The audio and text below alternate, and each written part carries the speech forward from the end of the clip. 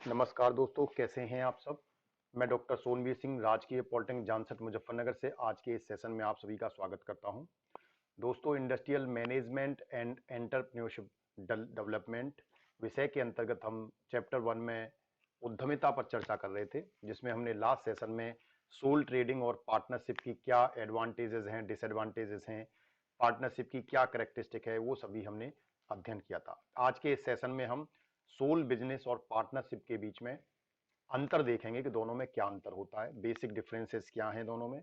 जो भी स्टूडेंट आज चैनल से पहली बार जुड़े हैं उनसे निवेदन है कि चैनल को सब्सक्राइब कर लीजिए और नीचे बने बेल आइकन्स को भी क्लिक कर लीजिए, जिससे आपको लेटेस्ट अपडेट्स और नोटिफिकेशन प्राप्त होते रहें। तो आइए शुरू करते हैं।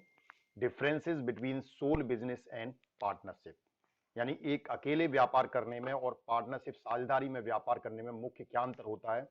तो इसका हम बेसिक डिफरेंस में अगर हम ओनरशिप की बात करें, मालिकाना हक में क्या दोनों में अंतर होता है, तो सोल बिजनेस में जिसमें आप अकेले व्यापार करते हैं उसमें एक व्यक्ति ही उसका एक ओनर होता है, एक मालिक होता है, as well as the operator, और उस बिजनेस को ऑपरेट करने वाला भी वही होता है। यानी सोल बिजनेस में एकल व्यापार में जहां पर एक मालिक होता है, वहां पर उस बिजनेस को ऑपरेट करने वाला भी एक ही होता है। पार्टनरशिप में क्या है, two or more person agree to carry on business and share profit and losses mutually. साझेदारी में दो या दो से अधिक लोग एक साथ किसी व्यापार को करने के लिए एग्री होते हैं, सहमत होते हैं, और उसमें जो भी उनका प्रॉफिट और लॉस होता है वो म्यूचुअली दोनों में शेयर होता है। दो या दो से अधिक जितने भी लोग हैं उनमें आपस में डिवाइड होता है, यानी उसका प्रॉफिट और लॉस दोनों में ही वो साझेदार होते हैं। सेकंड पे अगर हम बात करें, दूसरा जो इसका बेसिक डिफरेंस है, वैलिड रूल्स एंड रेगुलेशन, यानी नियमों के आधार पर क्या अंतर होता है। तो comes under no specific act, यानी आप अकेले अकेले अगर कोई व्यापार करते हैं तो कोई विशेष प्रकार का अधिनियम इस पर लागू नहीं होता। It's not come under the specific act.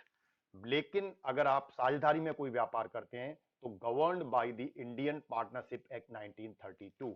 अगर आप साझेदारी में कोई बिजनेस करते हैं तो भारतीय साझेदारी अधिनियम 1932 के द्वारा आप शासित होंगे, यानी वो नियम आप पर लागू होंगे। तीसरा है इस्टेब्लिशमेंट, स्थापना कैसे होगी।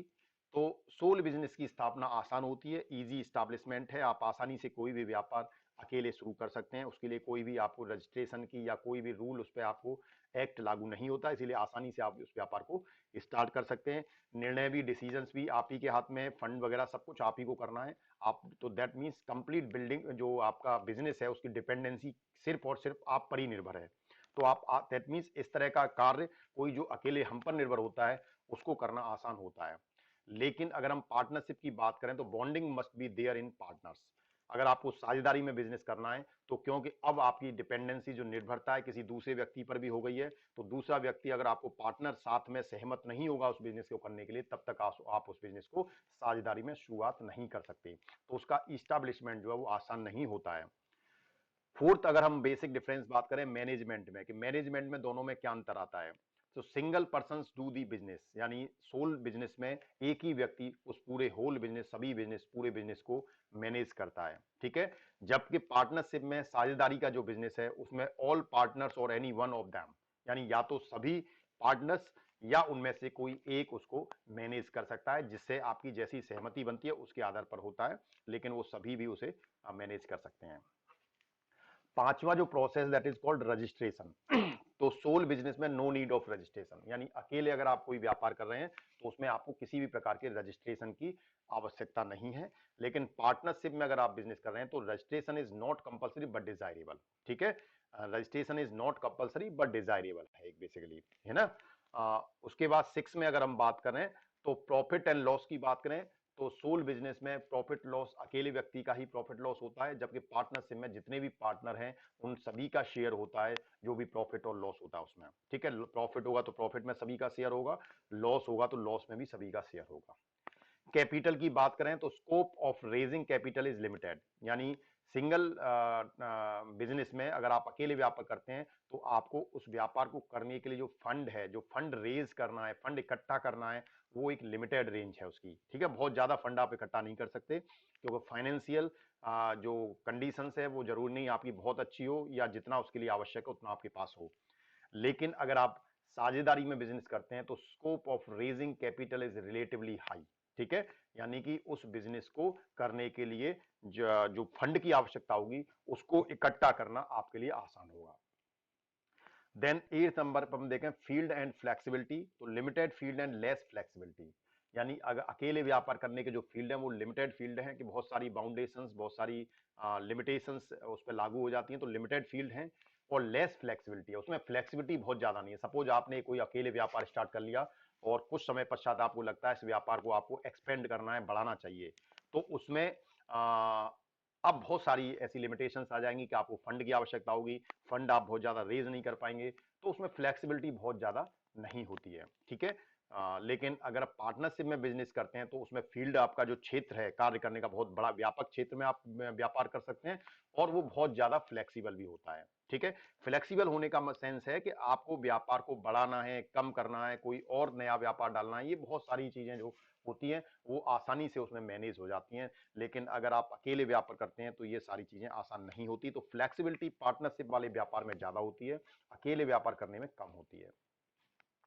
9 नंबर पे जो बेसिक डिफरेंस है दैट इज माइनर, तो minor can not be owner. अकेले अगर आप व्यापार करते हैं तो उसमें जो माइनर है, जो 18 साल से कम उम्र के बच्चे हैं, अब वो उसमें मालिक नहीं हो सकते। लेकिन पार्टनरशिप वाले बिजनेस में minor can get the share in profit. लेकिन पार्टनरशिप के बिजनेस में ऐसा हो सकता है कि मान लीजिए कोई एक पार्टनर अगर मान लो किसी वजह से मिस हैपनिंग हो जाती है, पार्टनर नहीं रहता, तो उसके बच्चे जो हैं वो 18 साल से अगर कम के हैं तो माइनर हैं, तो वो उसके मालिक बन सकते हैं, उसमें मतलब मालिक हो सकते हैं, और जो प्रॉफिट है वो प्रॉफिट उनमें शेयर होता है। ठीक है, तो ये पार्टनरशिप में ये रहता है। 10 नंबर पे देखें लाइबिलिटीज की बात करें तो rest with the property proprietor only, यानी अकेले अगर आप व्यापार करते हो तो जितने भी उत्तरदायित्व हैं, जितनी भी लाइबिलिटीज हैं वो अकेले आप पर ही होंगी। लेकिन अगर आप कोई बिजनेस पार्टनरशिप में करते हैं, साझेदारी में करते हैं, तो उस बिजनेस की जो लाइबिलिटीज हैं, उत्तरदायित्व हैं, वो सभी में शेयर होंगे। ठीक है, सभी में साझेदार होंगे, साझे होंगे। फ्रीडम टू ऑपरेट अगर बात करें तो सोल बिजनेस में decision making rest with the proprietor only, hence full freedom to operate, यानी कि अकेले अगर आप व्यापार करते हैं तो उसमें जो डिसीजन, जो निर्णय लेने की जो पावर है वो आप एक अकेले व्यक्ति के पास होती है, प्रोपराइटर के पास होती है, इसलिए आप बहुत स्वतंत्र रूप से ऑपरेट कर सकते हैं बिजनेस को, क्योंकि निर्णय आपके हाथ में। लेकिन अगर आप साझेदारी में बिजनेस करते हैं तो उसमें अगर आप कोई निर्णय लेना भी चाहते हैं, वो निर्णय जब तक स्वीकार्य नहीं होगा जब तक आपके सभी पार्टनर्स उससे सहमत नहीं होते, तो आप बहुत स्वतंत्र रूप से किसी भी बिजनेस को ऑपरेट करने के लिए स्वतंत्र, पूर्ण रूप से स्वतंत्र नहीं होते, आप अपने साझेदारों पर भी डिपेंड होते हैं। अगर वो आपकी बात से, आपके विचार से और आपके निर्णय से सहमत होते हैं तभी वो निर्णय लागू हो पाता है, अदरवाइज कोई और रास्ता देखना होता है आपको। अगर मैक्सिमम मेंबर्स की बात करें तो सोल बिजनेस में एक मेंबर होता है, जबकि पार्टनरशिप वाले में 100 मेंबर तक हो सकते हैं। मिनिमम मेंबर की बात करें तो सोल बिजनेस में एक मेंबर होता है और पार्टनरशिप वाले में मिनिमम कम से कम 2 लोग हमें चाहिए बिजनेस करने के लिए। देन 14 नंबर पे देखें owner called as sole proprietor. Sole business में सोल प्रोपराइटर एक जैसे एकल मालिक जैसा कह सकते हैं आप उसे, एकल ओनर, एकल मालिक, एकल प्रोपराइटर कहलाता है। और जबकि पार्टनरशिप पे individual member known as partners and collectively known as firm. और जो इंडिविजुअल मेंबर्स हैं पार्टनरशिप साझेदारी वाले बिजनेस में, वो प्रत्येक जो इंडिविजुअल व्यक्तिगत जो मेंबर है वो एक पार्टनर कहलाता है, एक साझेदार कहलाता है, और कलेक्टिवली रूप से वो एक फर्म कहलाती है। वो क्या कहलाती है? एक फर्म कहलाती है। ठीक है, उसके बाद हम आते हैं difference between partnership and undivided Hindu family. अक्सर आपने देखा होगा एक HUF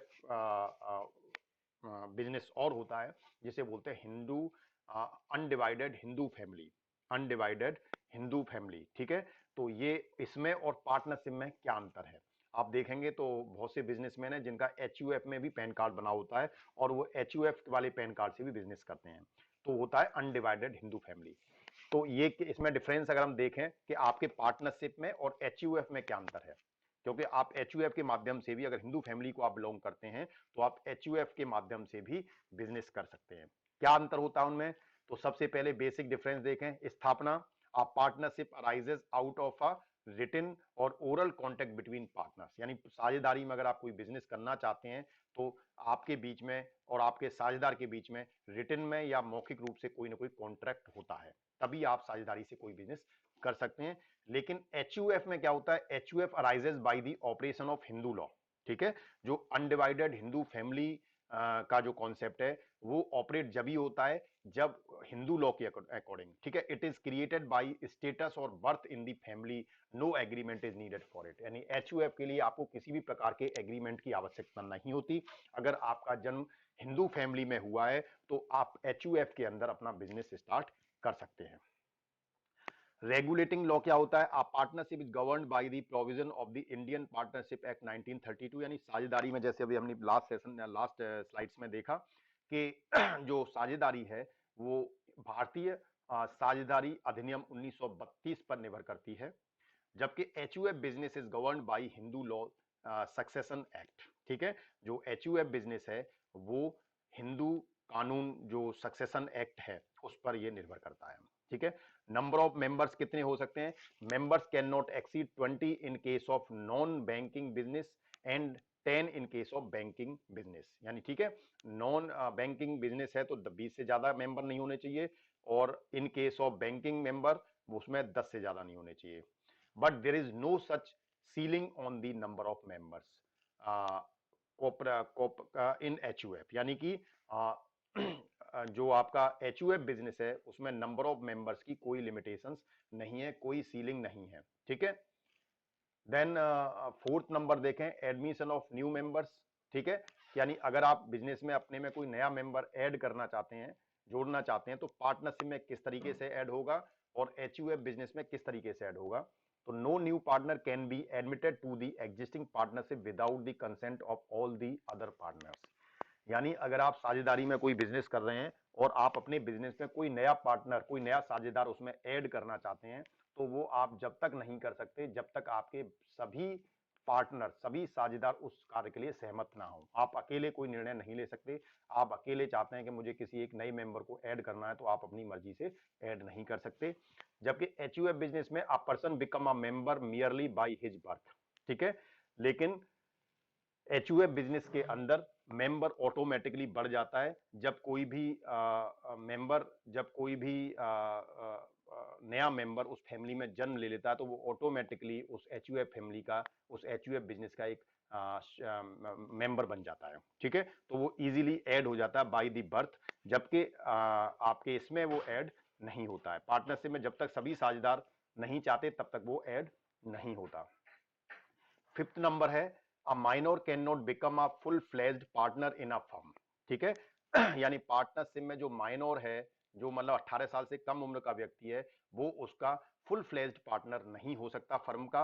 he can be admitted only to the benefits of partnership. वो केवल उस पार्टनरशिप के बेनिफिट्स के लिए ही एडमिट होता है। लेकिन अगर उसमें जैसे मान लो कोई निर्णय लेना है, अगर एक किसी फर्म में तीन मान लीजिए पार्टनर हैं, उनमें से एक पार्टनर जो है वो माइनर है, 18 साल से कम उम्र का है, तो तीन पार्टनर जब वो फर्म ऑपरेट होगी तो उसमें जो निर्णय होंगे वो दो पार्टनर ही लेंगे। तीसरे पार्टनर उसमें उसका हिस्सा फर्म का नहीं होगा, फुल फ्लेज नहीं माना जाएगा। निर्णय में उसके निर्णय को बहुत ज्यादा स्वीकार्यता नहीं दी जाएगी, ठीक है, क्योंकि वो एडल्ट नहीं है, 18 साल से कम उम्र का। लेकिन फर्म के बिजनेस में प्रॉफिट और लॉस में उसकी साझेदारी रहेगी, ठीक है। तो बेनिफिट्स के लिए केवल वो उसमें ऐड होता है। A male child becomes a full fledged member by birth, जबकि इसमें जो मेल चाइल्ड है, जो बच्चा है और जो पुरुष बच्चा है, ठीक है, बॉय है, वो उसका फुल फ्लेज्ड मेंबर हो सकता है। राइट्स ऑफ फीमेल, महिलाएं अगर कोई फीमेल हैं तो उनके अधिकार क्या हैं, सेम राइट्स एज मेल। यानी पार्टनरशिप में दोनों के राइट सेम है, चाहे वो मेल हो या फीमेल हो, महिला हो या पुरुष हो, अगर वो साझेदारी में कोई बिजनेस कर रहे हैं तो दोनों के अधिकार समान हैं।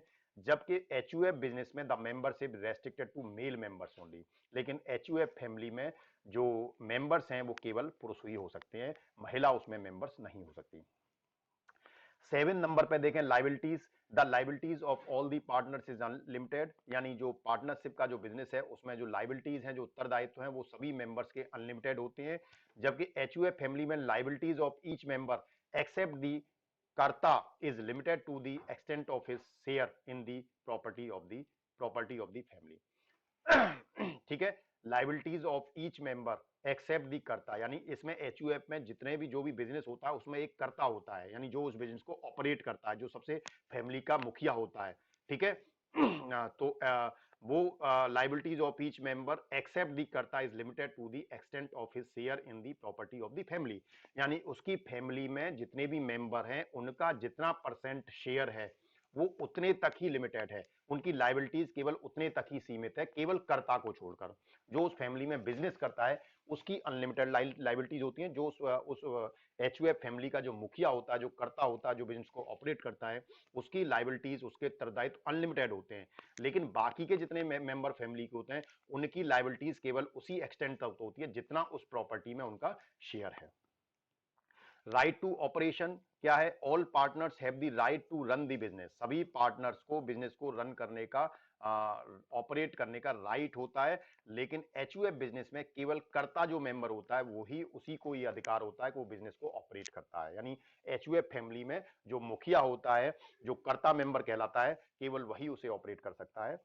राइट्स ऑफ फीमेल्स की बात करें, सेम राइट्स और आर एज मेल, यानी सेम राइट होते हैं जैसे मेल के। The membership is restrict to the members only, ये ऑलरेडी हम अभी डिस्कस कर चुके हैं। रजिस्ट्रेशन की बात करें, पार्टनरशिप नीड रजिस्ट्रेशन, यानी पार्टनरशिप में रजिस्ट्रेशन की आवश्यकता होती है, जबकि एचयूएफ बिजनेस में रजिस्ट्रेशन की कोई आवश्यकता नहीं होती। ठीक है, 11 नंबर पे एजेंट की बात करें, every partner has the agent of others. ठीक है, हर एक पार्टनर जो है दूसरे का एक एजेंट होता है। ठीक है, every partner has the agent of others, और जबकि एचयूएफ बिजनेस में इट डजंट, यानी ऐसा नहीं होता, एजेंट कोई नहीं होता उसमें। Mode of dissolution, a partnership firm is dissolved on the insolvency और डेथ ऑफ अ पार्टनर, यानी पार्टनरशिप की जो फर्म है वो समाप्त हो सकती है किसी भी इंसॉल्वेंसी या किसी भी पार्टनर की डेथ पर, उसको डिसॉल्व भी किया जा सकता है। वो एग्रीमेंट में लिखा रहता है कि कैसे फर्म डिसॉल्व होगी, वो सारा एग्रीमेंट में रहता है।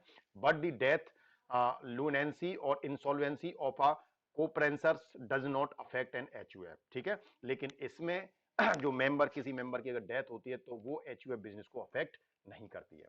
So this is all about the sole, मतलब पार्टनरशिप और सोल बिजनेस में क्या बेसिक अंतर है, उसके साथ साथ ने पार्टनरशिप और एचयूएफ बिजनेस में भी अंतर देखा। Thank you very much, thanks for your patience. जो भी स्टूडेंट आज चैनल से पहली बार जो, उनसे निवेदन है कृपया चैनल को सब्सक्राइब कर लीजिए और नीचे बने बेल आइकन को भी क्लिक कर लीजिए, जिससे आपको लेटेस्ट अपडेट्स और नोटिफिकेशंस मिलते हैं। धन्यवाद।